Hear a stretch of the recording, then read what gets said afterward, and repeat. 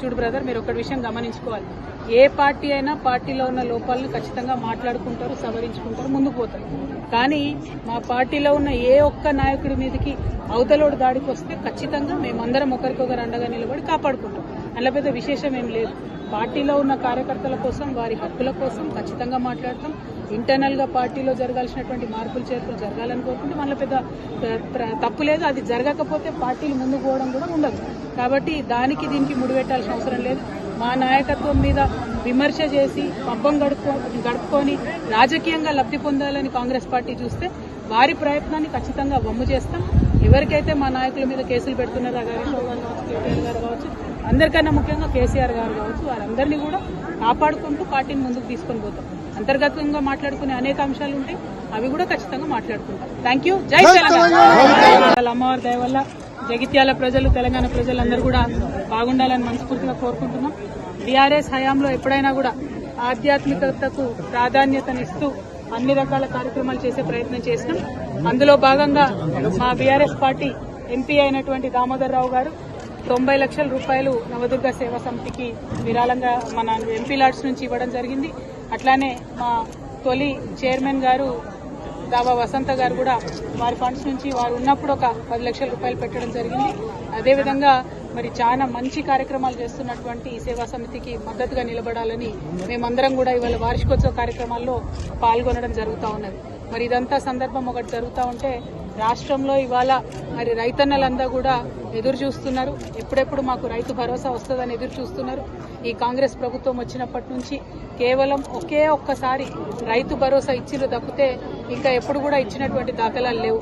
నిన్నగాక మొన్న ఒకసారి ఇస్తున్నామని మాట ఇచ్చిండ్రు, కానీ కేవలం 60% మందికి, అంటే 3 ఎకరాల వరకు మాత్రమే ఇప్పటివరకు ఇవ్వడం జరిగింది. మరి 3 ఎకరాల వాళ్ళకే ఇస్తారా, ఆ పైన ఇస్తారా, ఇయ్యరా, ఇస్తే ఎప్పుడు ఇస్తారు? మరి పోయిన సీజన్ లో పెండింగ్ పడ్డ వాళ్లకు ఈ సీజన్ లో ఆ బకాయిలను ఇస్తారా? మరి ఈ సీజన్ లోనన్నా కరెక్ట్ గా 100% మరి రైతు బంధు ఇస్తారా అనేటటువంటి విషయాన్ని ప్రభుత్వం ఎవరికి కూడా చెప్పడం లేదు. మరి ఆ అంశాలన్నీ ప్రజలు ఇవాళ అడుగుతున్నారు. 2500 రూపాయలు ఎప్పుడు ఇస్తారు, మాకు పెన్షన్లు ఎప్పుడు ఇస్తారు, మీరు ఇచ్చినటువంటి హామీలన్నీ ఎప్పుడు ఇస్తారు, విద్యా భరోసా కార్డు ఎప్పుడు ఇస్తారని చెప్పి విద్యార్థులు, ఉద్యోగులు అందరూ అడుగుతున్నటువంటి సందర్భం. జాబ్ క్యాలెండర్లు వేస్తామని చెప్పి విద్యార్థుల్ని మోసం చేసి, యువతను మోసం చేసి అధికారంలోకి వచ్చినటువంటి సందర్భం మీ అందరికీ తెలుసు.